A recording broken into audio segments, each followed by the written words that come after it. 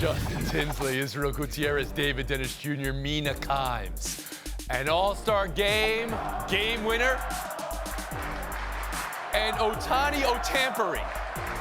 Does come to Seattle, clap, clap, clap, clap, clap work for you, or is it polysyllabically difficult? I think there's a challenge there. We'll go. Let's go. They got their point across. To our town. That's the best I can do. Seattle's tough. Great.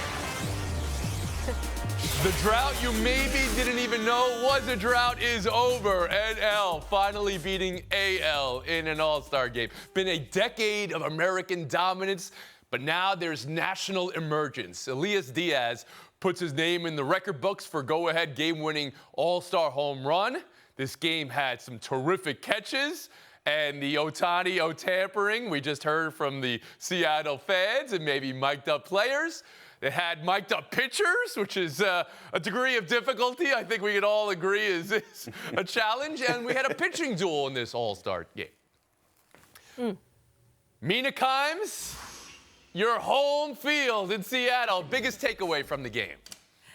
Before I get to the non-baseball story that I kind of felt did dominate the baseball game, I do want to give a shout out to Luis Suarez contributing to that National League win, going 2 for 2, reflecting something that I think is probably one of the more undercovered stories in baseball, which is his pursuit of 400. He's hitting 383. It's incredible, and a lot of the players were really impressed by him even going 2 for 2. But for me, the big story is, of course, the Otampering, you called it, the preview we got for what I am calling Chopin season, because it's going to be one of the most exciting free agency chases we've seen in a while. So exciting that we were talking about it last night. Not just the Mariners fans trying to entice Ohtani to come to Seattle. I did not participate. I was joking, by the way. But every little comment he made, every little conversation he had, he praised Mookie Betts at one point, and Dodgers fans were like, oh my God, he's praising Mookie Betts. He's coming to LA. Guys, think how crazy this was and how crazy it's going to be this offseason. I cannot wait. David Dennis Jr., your takeaway from the All-Star game?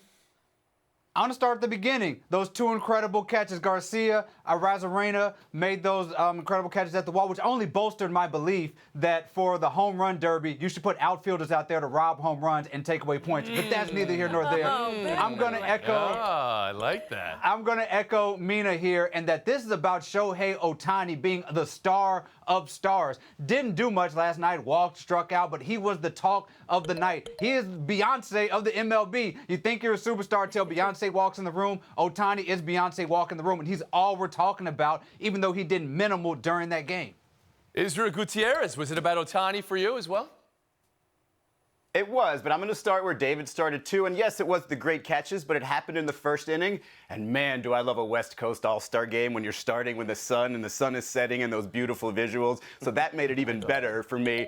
You talked about Luis Suarez's 2 hits. Came on 2 pitches. He saw 2 pitches. He hit them both into the outfield. That's an efficient hitter right there. You had Julio Rodriguez at the end, the whole hometown guy potentially at the plate trying to win it. He walked. It was a little anticlimactic, but it was a moment. But to me, a lot of all-star games, regardless of the sport, you think of the moments around the game as well. I think of Shaq with the big giant phone as a shoe, if you remember that. The Shohei Ohtani chants are what's going to be this all-star game, what we're going to remember the most about this all-star game because of what Mina mentioned, sort of the preview of the free agency season. He also happens to be the most unique, intriguing, best player we've seen in the sport just ever. And so right now, the excitement for him is bubbling over, and in Seattle's a great place for it. So, yeah, I think that's what's going to be the most memorable part. And it just sort of confirms that you don't have to have all these home runs and everything else for the All-Star game to still be baseball All-Star game, to still be the best All-Star game of them all. Justin Tinsley. Yeah, I've got a couple of takeaways. One, it's been 25 years since one team has scored 10 runs in this game. So maybe next year, let's get Elly De La Cruz in that game. 2, I love the tampering from the Seattle fans. Expect to see that for the rest of the season for Angels away games. But 3, the big story of this game is a Luis Arraez. Like, of course, he's going to be the biggest story for the rest of the season, sans Ohtani, because 400 is that next big mythical number in baseball that maybe it can be broken, maybe not. But, like, we saw Tony Gwynn in 1994. He likely would have surpassed 400 had the season not stopped. So this guy went 2 for 2 in a pitcher-dominated All-Star game. So my fourth takeaway, and since baseball is trying to manipulate rules, if he falls 2 hits short of 400 this season, these 2 hits in the All-Star game should count because this was a pitcher-dominated game. All right. Back on Ohtani, though, Mina. The idea that he said he spends his off seasons in Seattle. He told John Heyman this. Is that something or is that nothing? Don't play with my emotions like I mean, this. it's It's not nothing. I would argue not because of his comments, but because you guys remember he came very close to signing in Is Seattle. that right? Oh, I hadn't heard yes, about that. Yes. Yeah, some people might have been disappointed on this program. I don't doubt the fact that Seattle will be one of the teams in the running. I do not believe they are one of the front runners, however, because of the amount of money it will take to get Ohtani. But they should be in the mix. They should try to be in the mix, obviously. All right, we'll have that horn here, and we'll move on to the second half of the season, which starts Friday. But something to watch for as the postseason looms is the pitch clock. Does baseball keep the same pace in postseason or soften the rule when the pressure really mounts? The Players Association wants the pitch clock to be less of a focus in October, maybe expanded 15 seconds or 20 seconds. Doesn't want pitchers or batters so focused on the clock in a playoff appearance with the pennant on the line. Commissioner Rob Manfred has said he doesn't want postseason to have different rules than the regular season. And just to underline this, the numbers through the first half really are amazing. Average time of game, 2 hours, 38 minutes. Last year was 3:03. They shaved off 25 minutes with this rule, Justin. So should baseball approach the postseason like the regular season, like Commissioner wants, or soften the pitch clock like players want? Well, I think this is kind of like a complicated issue because it is Clark versus Manfred, and I don't think either one of them trust the players, so this is pure chaos. And this is still an evolving organism. But as you just said, baseball is on pace for its quickest pace of game since 1984. Wow. Home runs and strikeouts are up. The violations by pitchers and batters have decreased each month. So I don't necessarily support one side completely over the other, but if I had to pick one, I would pick Clark because I'm all for increasing the clock maybe like 5 or 10 seconds because I would rather that than that god-awful controversy come September or October. So I have to side with Clark on this. Israel Gutierrez.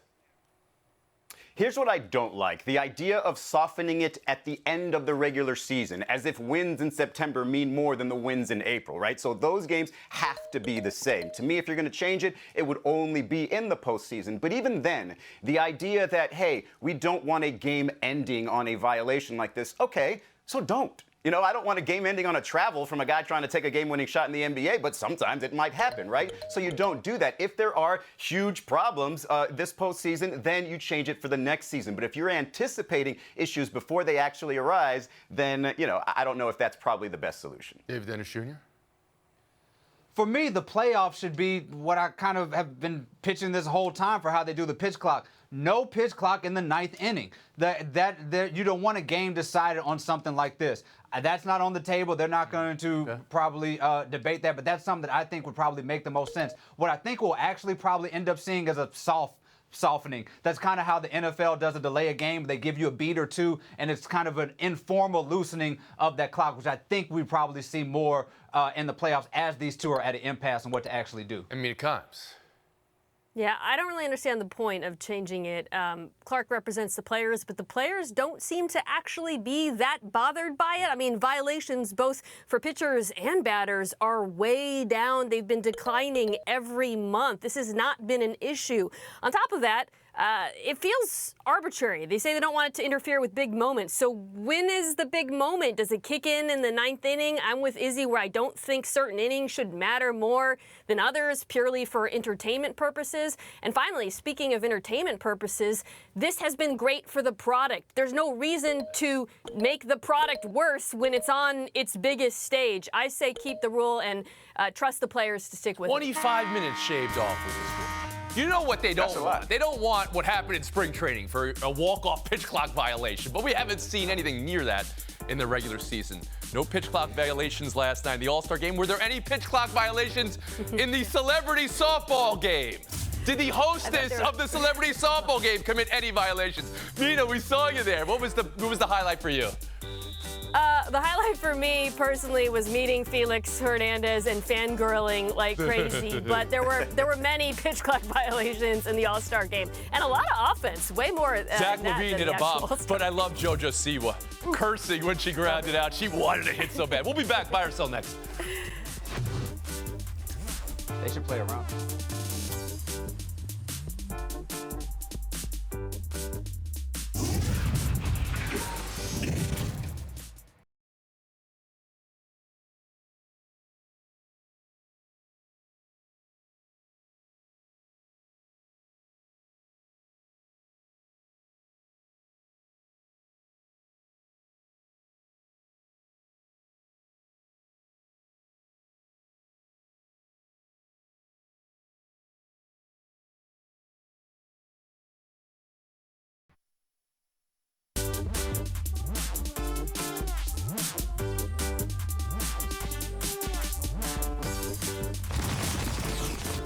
Watch out for this first step. It's a doozy from Ben Volin in the Boston Globe. Mac Jones apparently is a lot tighter with the Crafts than we realized. This could be trouble for Bill Belichick. Wow. The thought here is while Belichick has seemed tepid, Volin's word, about Mac Jones as the president and future of the Patriots, Kraft family is all in. Even invited him to the Hamptons party the Kraft family has this summer.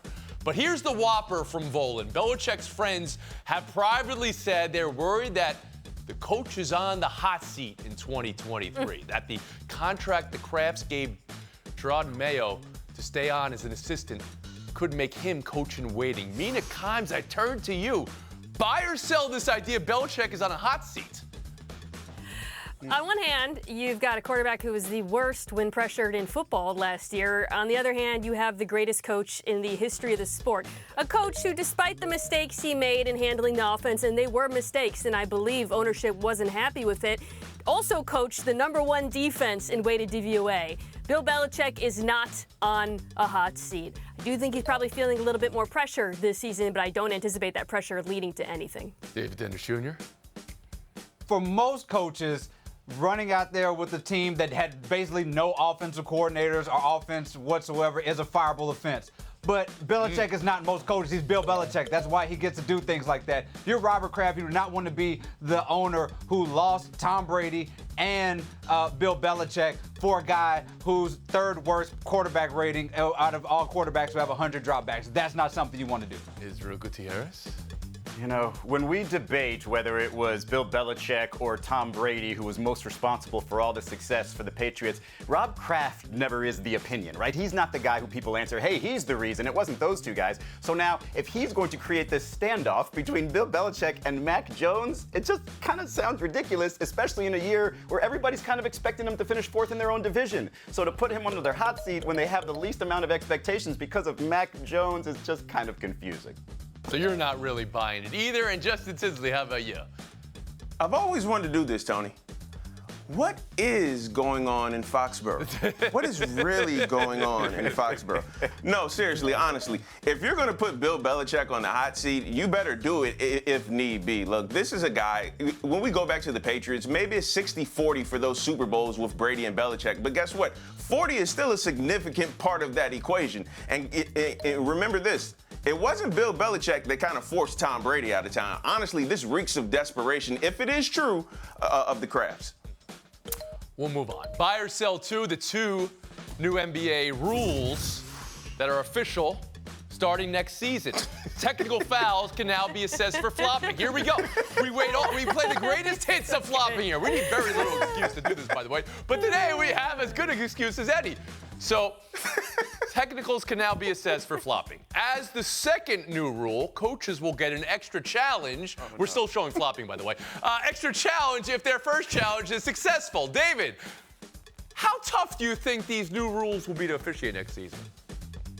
The flopping rule is impossible. The last thing we want is another subjective rule for the referees to get wrong, like the charges and all this other stuff. Do we really want to be pulling up Scott Foster has called Chris Paul for 12 flops this season? I think we do. I think it's possible we want to be doing that. Nobody wants this. We're making stars out of referees, which is bad for the game.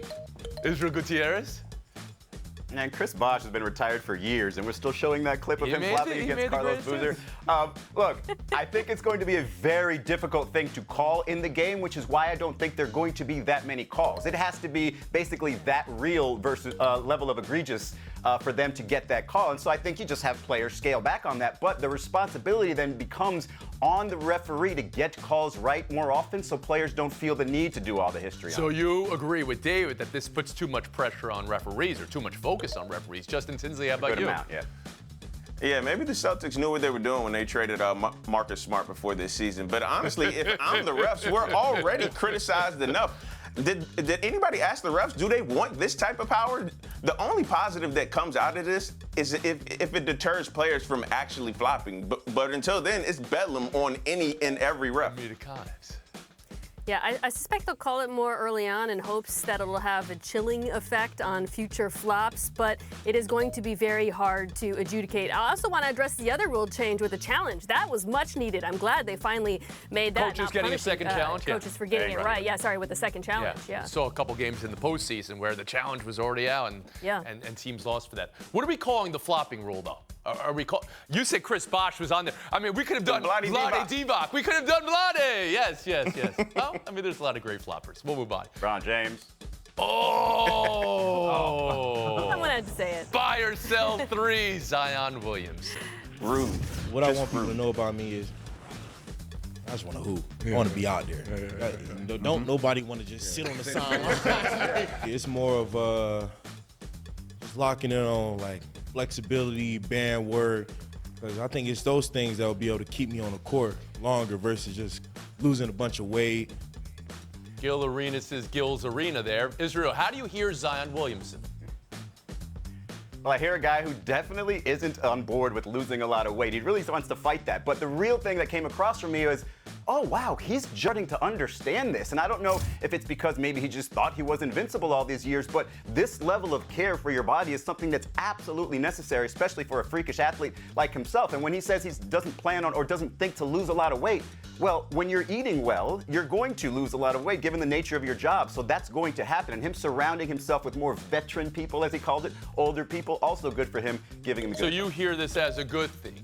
Justin Tinsley, how about you? I do. I feel like he's just figuring What I heard from this, the energy I got, this is Zion. He knows that next season is the most important basketball season of his life. And he knows next season has to be about basketball and about him staying on the court, because this is not hyperbole when I say this. From an individual standpoint, there's no one player in the NBA with more pressure going into next season and to actually stay on the court than Zion Williamson. Mina Kimes?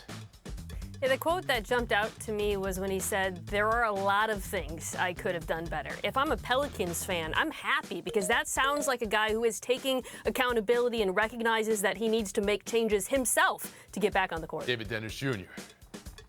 First of all, as a dad who loves puns, Gil's Arena is chef's kiss. But as far as Zion, he sounds like somebody who has a desire to get better and a desire to get on the court. But what I'm struggling with is, what is the actual plan?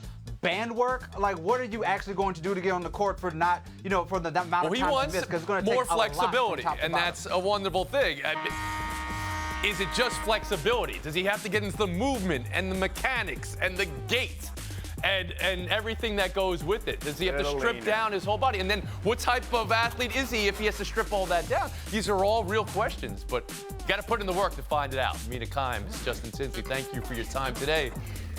David Dennis Jr., Israel Gutierrez, Showdown next.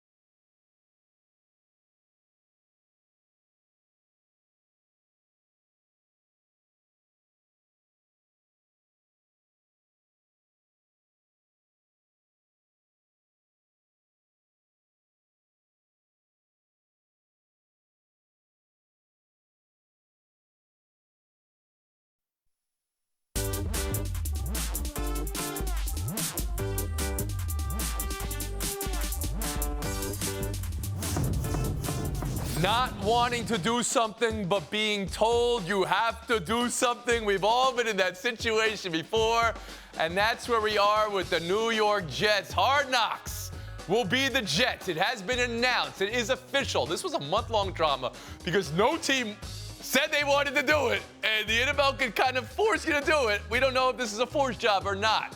But how will this go over, David Dennis Jr.?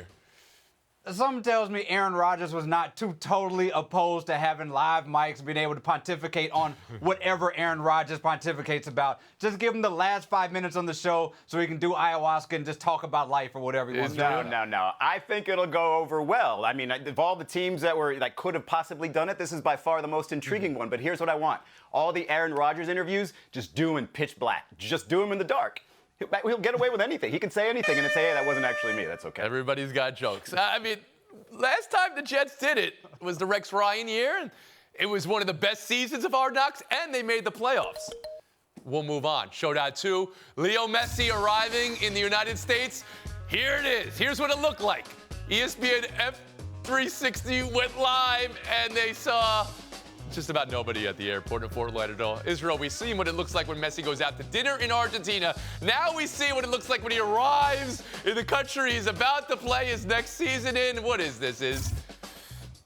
That's the Fort Lauderdale Executive Airport. It's private. This is Fort Lauderdale and South Florida doing Messi a favor. Here's some privacy, sir. It won't be like this forever. David? That's the excuse. Come on, Miami. Where's Uncle Luke? Where's Pitbull? Where's DJ Khaled? Come on, do something better. We're not going to, get over the allegation that America is a not serious country if Dame Lillard is going to have a bigger parade than Lionel Messi. Yeah, I'm with David here. And that's our FaceTime today. David Dennis Jr. You're welcome, Messi. It's Izzy's favorite tradition of me wishing somebody a happy birthday the day after their birthday, and the person whose birthday it was yesterday, my mom, Carolyn Jolivet, the best. Love you, Mom. You're incredible. So happy. I know you're watching. If you're in Jackson, Mississippi, and you're running to Carolyn Jolivet, buy her some flowers, buy her some chocolate, treat her good, and of course, Mom, as you know, as usual, dinner's on Tony Reality tonight. When you set that up, Israel is not anti-wishing your mom a happy birthday. Okay. One more thing. Justin Tinsley, I loved your Into the Griffeyverse essay you did on one of my favorite moments, the 30th anniversary of the Home Run Derby, Griffey hitting Warehouse. My life changed forever with that. Warehouse!